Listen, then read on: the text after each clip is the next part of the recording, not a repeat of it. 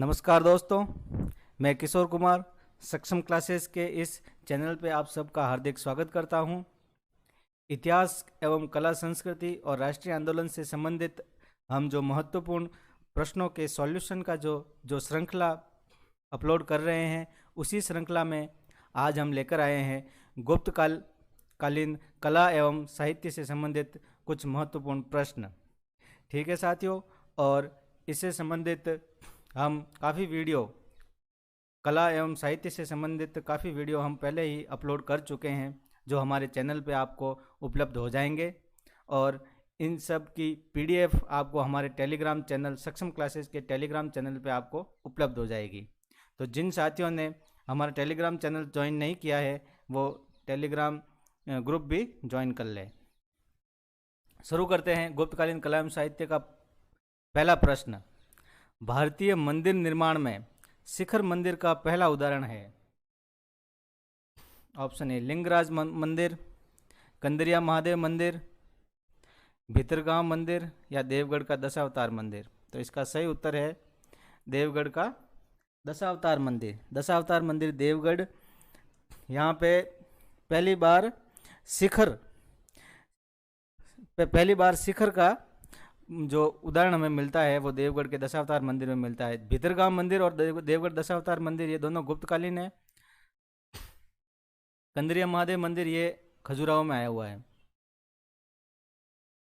खजुराहो में है, और ये मध्यकाल में चंदेल राजाओं के समय का है। और लिंगराज मंदिर है, ये उड़ीसा में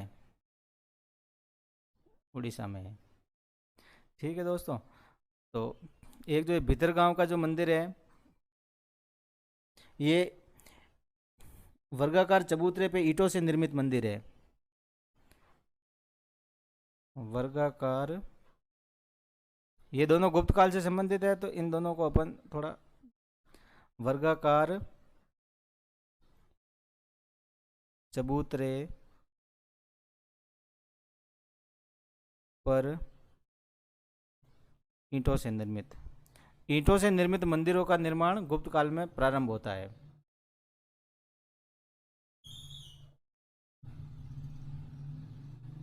और इसके शिखर में, भीतरगांव का जो मंदिर है उसके शिखर में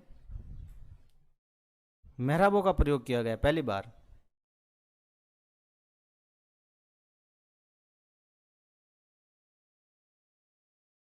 शिखर में मेहराबों का प्रयोग, अगर कहीं कथन पूछा जाता है कि भारतीय मंदिर निर्माण में शिखर की शुरुआत कब होती है, तो गुप्त काल में शुरू होती है। देवगढ़ का दशावतार मंदिर पहला शिखर था, उसके बाद में भीतरगांव का जो मंदिर बना तो उसमें शिखर में मेहराबों का प्रयोग किया गया।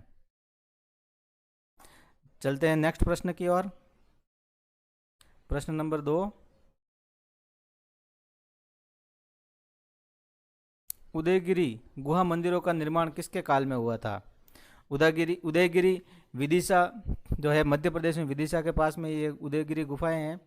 जो इन गुफाओं का निर्माण चंद्रगुप्त द्वितीय, ये चंद्रगुप्त द्वितीय, इसी को चंद्रगुप्त विक्रमादित्य भी यही है। चंद्रगुप्त द्वितीय को ही विक्रमादित्य भी कहा गया, चंद्रगुप्त विक्रमादित्य।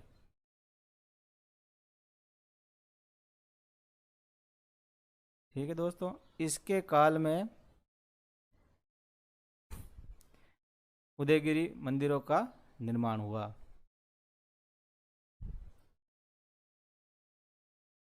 और जो है उदयगिरी के जो गुहा मंदिर है, इनका निर्माण चंद्रगुप्त विक्रमादित्य का जो सेनापति था वीरसेन ने करवाया था।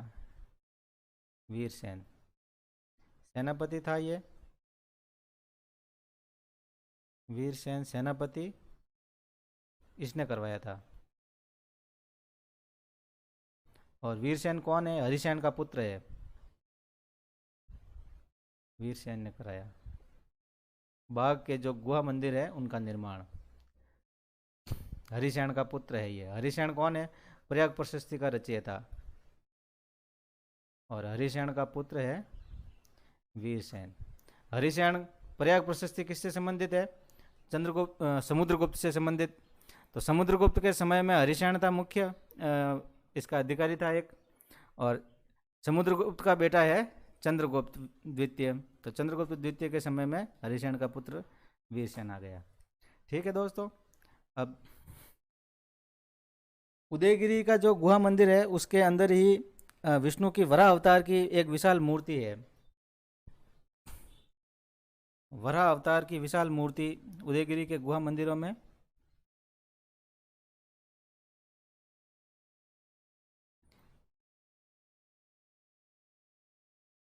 वराह अवतार की विशाल मूर्ति यहाँ मिलती है।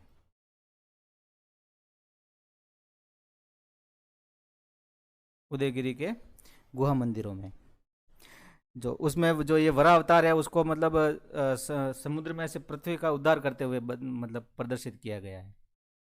चलते हैं नेक्स्ट प्रश्न की ओर। प्रश्न नंबर 3, गुप्त काल में वराह की वास्तविक आकार की मूर्ति कहाँ से प्राप्त हुई है? उसमें तो वराह जो उदयगिरी का जो जो गुफाएं हैं उनमें जो वराह अवतार की जो वास्तविक जो मूर्ति विशाल मूर्ति प्राप्त हुई है उसमें पृथ्वी का उद्धार करते हुए, समुद्र से पृथ्वी का उद्धार करते हुए बताया गया है। यहाँ पूछ रहे कि गुप्त काल में वराह की वास्तविक आकार की मूर्ति कहाँ से प्राप्त हुई है? तो ये जो मूर्ति प्राप्त हुई है ये ऑप्शन नंबर ए एरण से प्राप्त हुई है। ठीक है दोस्तों, बाकी के ये जो है मथुरा, सारनाथ, पाटलिपुत्र ये सब गुप्तकालीन मूर्तिकला के प्रमुख केंद्र है। तो एरण से जो ये मूर्ति प्राप्त हुई है ये मूर्ति बनवाई थी धन्य विष्णु ने। धन्य विष्णु गुप्तकालीन एक सैन्य अधिकारी था, उसने बनवाई थी। धन्य विष्णु ने ये मूर्ति बनवाई। चलते हैं नेक्स्ट प्रश्न की ओर। प्रश्न नंबर 4, निम्नलिखित में से बुद्ध घोष की रचना नहीं है। ऑप्शन नंबर ए विशुद्धि मग्ग, न्यायावतार। न्यायावतार जो है ये है सिद्धसेन की रचना है, ये नहीं है। और सामंत पासदिका, सुमंगल विलासिनी, बाकी सब बुद्ध घोष की ही रचनाएं हैं। ये जो रचना है ये है सिद्धसेन की, ये भी गुप्तकालीन रचना है।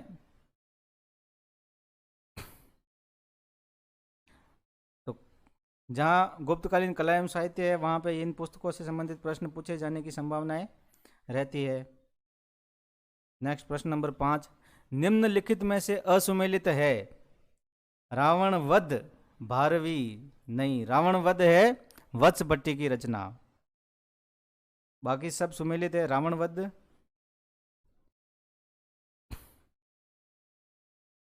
गुप्तकालीन रचना है। रावण वध वत्स भट्टी की।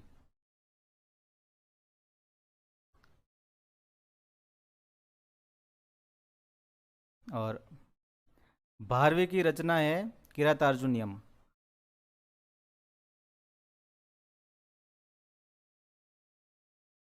किरातार्जुनीय ये किसकी रचना है? भारवी की। किरात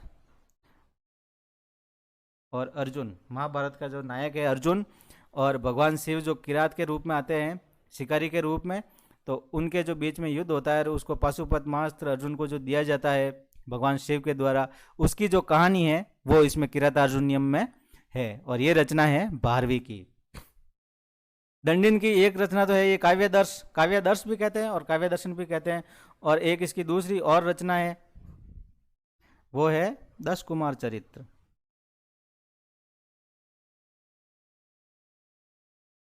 10 कुमार चरित्र।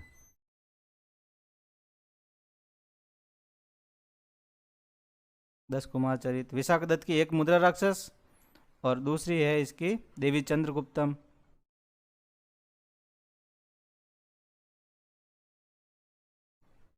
देवी चंद्रगुप्तम इसमें कहानी है देवी चंद्रगुप्तम में, चंद्रगुप्त विक्रमादित्य जो राजा है उससे पहले उसका भाई राम नाम का एक शासक था, उसने फिर अधीनता स्वीकार कर ली थी विदेशियों की, और जो इसकी रानी थी देवी उसको वो विदेशी शासक उठा के लेके चले गए।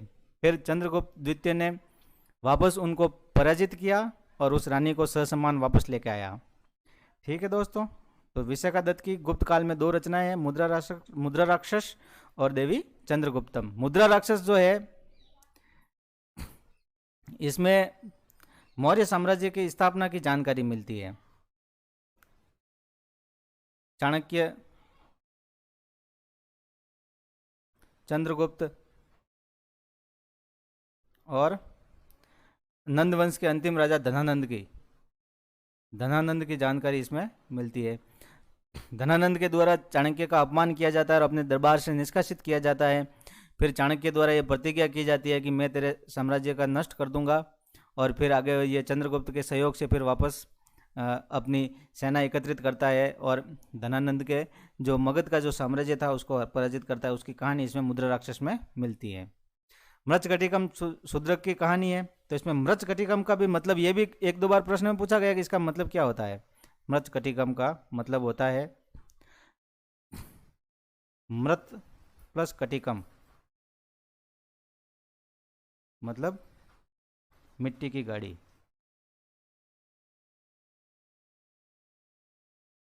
मिट्टी की गाड़ी, खिलौना गाड़ी, उससे संबंधित ये कहानी है। चलते हैं दोस्तों नेक्स्ट प्रश्न की ओर। प्रश्न नंबर 6, निम्नलिखित में से कौन सी रचना गुप्त काल से संबंधित है। बुद्ध चरित, ये है अश्वघोष की रचना, और अश्वघोष की रचना है। अश्वघोष ने कनिष्क के समय में ये रचना, इस रचना की रचना की थी। अश्वघोष की रचना है। तो कनिष्क गुप्त साम्राज्य से पहले था, तो ये गुप्तकालीन रचना नहीं है। तो एक तो है अश्वघोष और एक है बुद्धघोष। तो बुद्धघोष तो है गुप्त काल के, और अश्वघोष है वो है कनिष्क के समय के। बाकी की रचनाएं ये सब गुप्तकालीन है तीनों। तो कामसूत्र है किसकी रचना, वात्स्यायन की।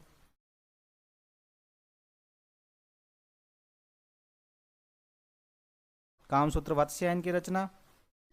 चंद्र व्याकरण चंद्रगोमिन, चंद्रगोमिन का चंद्र व्याकरण। इसमें भी गुप्त साम्राज्य के इतिहास लेखन से संबंधित महत्वपूर्ण जानकारियां मिलती है। पंचतंत्र विष्णु शर्मा,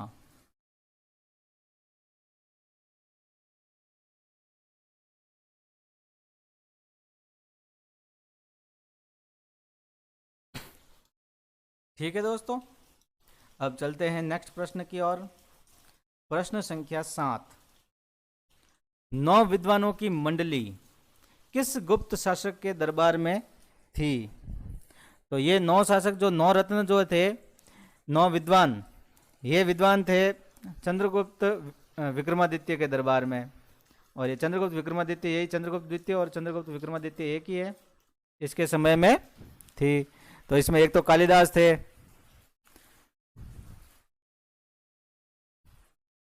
थे, एक धन्वंतरी,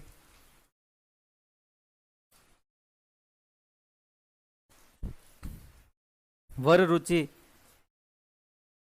छपणक,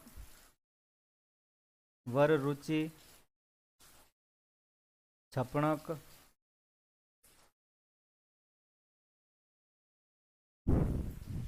वेताल भट्ट। 9 के नाम लिख देते हैं, क्यों कभी कभी प्रश्न ऐसा पूछा जाएगा कि निम्न में से कौन चंद्रगुप्त विक्रमादित्य के 9 रत्नों में नहीं था, तो उसके लिए आपको सुविधाजनक रहेगा ये। वेताल भट्ट, शंकु, घटकरपर,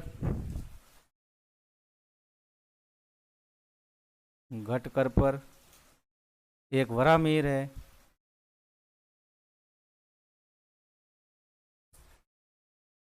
वरामीर गणितज्ञ थे।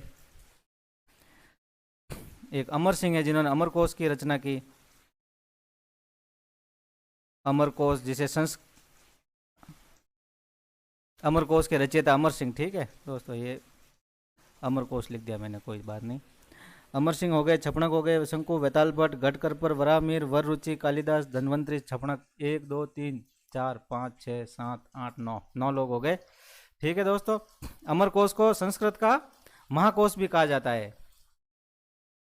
चलते हैं नेक्स्ट प्रश्न की ओर। मंदसौर प्रशस्ति, मंदसौर प्रशस्ति का रचयिता कौन था। वत्स भट्टी, रावण वध की जिसने रचना की थी वही वत्स भट्टी मंदसौर प्रशस्ति का भी रचयिता है।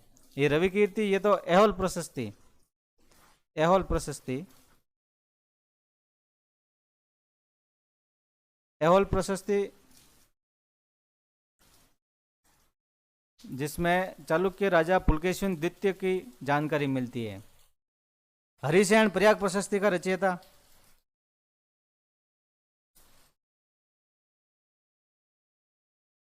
प्रयाग प्रशस्ति का रचयिता हरिसेन। और वीरसेन हरिसेन का पुत्र जिसने बाघ के गुहा मंदिर बनवाए थे।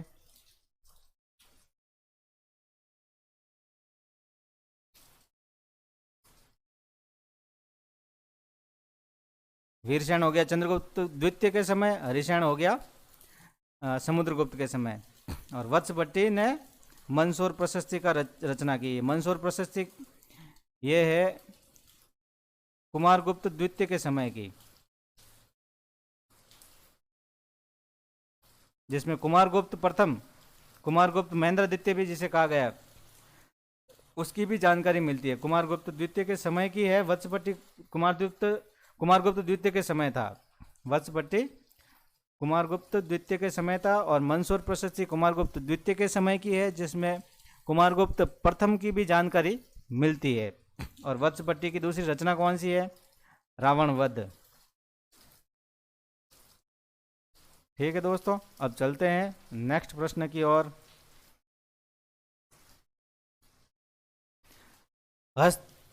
हस्तायुर्वेद हाथी से संबंधित, हाथी से संबंधित उसकी जो बीमारियां हैं, उनके जो अंग हैं, उनकी चिकित्सा है, उससे संबंधित ये रचना है हस्तायुर्वेद।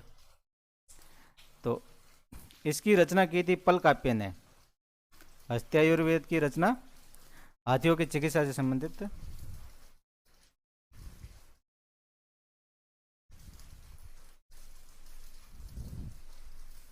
हाथियों की चिकित्सा संबंधी ग्रंथ है ये। ठीक है, हस्तायुर्वेद।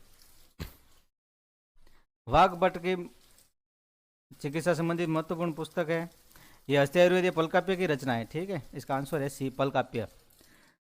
वाघभट्ट की भी महत्वपूर्ण पुस्तक है चिकित्सा से संबंधित अष्टांग हृदय। ये सब रचनाएं और रचनाकार गुप्त काल के ही है। अष्टांग हृदय इनकी रचना है, अष्टांग हृदय। नागार्जुन जो है, इन्होंने रस चिकित्सा का सिद्धांत दिया था, रस चिकित्सा। ठीक है, और जो भस्म होती है, सोने चांदी की जो भस्म होती है, उससे चिकित्सा, भस्म से चिकित्सा का सिद्धांत दिया था नागार्जुन ने। धन्वंतरि भी चंद्रगुप्त विक्रमादित्य के समय उनके चिकित्सक थे। ठीक है दोस्तों, तो अब चलते हैं आज के अंतिम प्रश्न की ओर। प्रश्न संख्या 10, निम्नलिखित में से कौन सी रचना ब्रह्मगुप्त की नहीं है? खंड खाद्यक, ब्रह्म सिद्धांत और वेदांग ज्योतिष, ये सब इसकी रचनाएं हैं ब्रह्मगुप्त की। और ये जो है पंच सिद्धांतिका, ये वराहमिहिर की रचना है। ये रचना है वराहमिहिर। वराहमिहिर कौन थे? चंद्रगुप्त विक्रमादित्य के 9 जो रतन थे, उसके 9 विद्वानों की जो मंडली थी, उसमें से एक थे वराहमिहिर। तो उसकी एक तो रचना हो गई ये, और दूसरी रचना हो गई इनकी वृहत संहिता। तीसरी रचना हो गई वृहत जातक, वृहत जातक, लघु जातक। ठीक है दोस्तों, वराहमिहिर थे चंद्रगुप्त विक्रमादित्य के समय के गणितज्ञ थे, और इनकी ये रचना है। और ब्रह्मगुप्त जो है, ब्रह्मगुप्त का जन्म हुआ था भीनमाल में। इनका जन्म भीनमाल में हुआ था।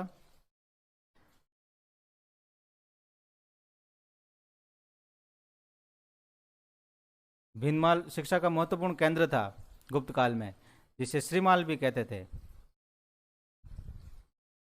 और यहाँ से संबंधित जो ब्राह्मण थे, जो विद्वान ब्राह्मण थे, उनको श्रीमाली ब्राह्मण कहा जाता था। ये ब्रह्मगुप्त और माघ, माघ भी यहीं के थे, जो संस्कृत के बहुत बड़े विद्वान थे। ठीक है दोस्तों, तो आज का ये सेशन हमारा यहीं समाप्त होता है और जल्द ही हम लेके आएंगे गुप्तकालीन कलाम साहित्य से संबंधित पार्ट 2। धन्यवाद दोस्तों।